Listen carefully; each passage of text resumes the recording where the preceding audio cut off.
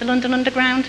I think that's beautiful, personally. I think it's just a piece of art. I just absolutely love the map of the Underground. Don't love the Underground as much as I love the map. And that's part of what I'm saying, that the map is not the territory.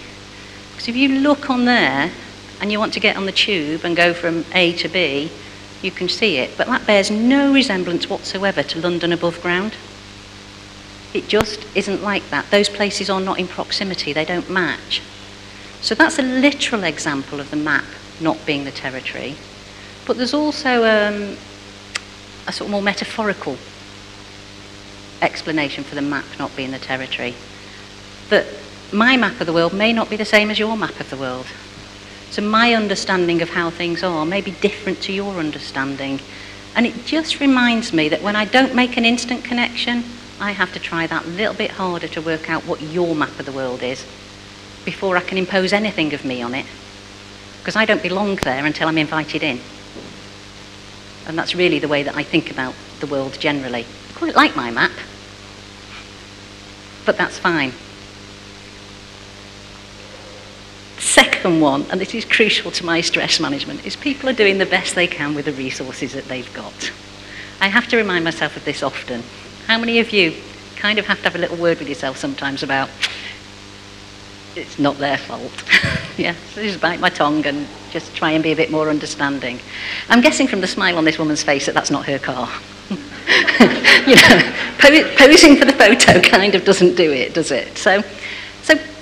But generally speaking, people are doing the best they can with the resources they've got. Who gets up in the morning and decides to be stupid? Who gets up in the morning and thinks, I'm going to be really difficult today and make everybody's life miserable? I choose to believe no one, but that's my belief. How many of you have ever done anything stupid? Oh, come on. Yeah? Does it make you stupid? No. If somebody was seeing you only once, and at that moment, how would they judge you? What they wouldn't know is that you'd had no sleep, that the baby had kept you awake all night. And what they wouldn't know is that actually you just had an accident on the way to work and you're feeling really wobbly. Or Andy, although he did absolutely brilliantly, had he not told us wonderfully graphically that he'd been poorly, then we might not have known. Yeah, and that might have affected his performance and we might have judged him accordingly. But people really are doing the best they can with the resources they've got. And at work, that might mean they're doing the best they can with the amount of time and space they've got in their diary, with the amount of physical resources they've got to do the job. How many of you would like more resources to do your job? How many of you would like to maybe employ a few more people? How many of you would like a new bit of kit? I've had at least 3 conversations today with people who want an iPad. You know, so if you haven't got one, you make do with the resources you've got. And that happens in everyday life. So in terms of work-life balance, part of work-life balance for me is about managing my own stress levels. And that means not stressing about the small stuff. Not letting other people's bad night give me a bad day. Being tolerant and accepting and understanding of where they're coming from and applying those skills. Because actually, when we do have a bit of spare time, we can waste it getting frustrated and stressed because we got poor service. Yeah? That person who gave you poor service was doing the best they could with the resources they've got. They may have very limited resources, but they're still doing the best that they could. So, what if you could challenge some of the beliefs you hold about your life? What if you could be less limiting in your thoughts and find a balance where you enjoy everything you do, rather than your heart sinking because it's Monday morning, be excited because you're going to work? Maybe if come 5 o'clock you can think, I've absolutely done the best I could with the resources I had today and now I'm going home to do the best I can there.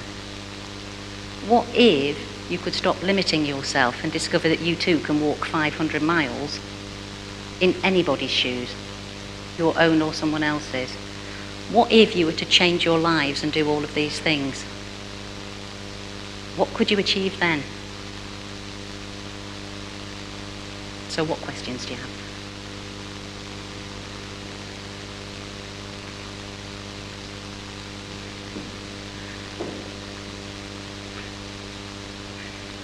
Oh, the yellow microphone's coming, Emma.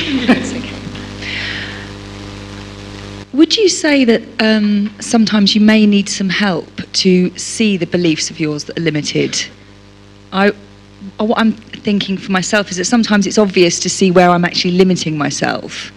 Can I first of all just reassure everybody, I didn't pay Emma to ask that. Yes, you need a coach or a counsellor, either of those things. I'll be happy to oblige. Sometimes, yes. Sometimes it's about a conversation with yourself. Sometimes it's just about making the time to stop and have that conversation. But if you didn't know about the belief systems loop, then you've got less resources to do that. So maybe talking to somebody who's more resourceful than you in that particular area might help you to identify the problems that you have got. And it can be really valuable. It really can. Yeah. So some of it on your own, never be afraid to ask for help. Okay. Anybody else? Oh, it's coming.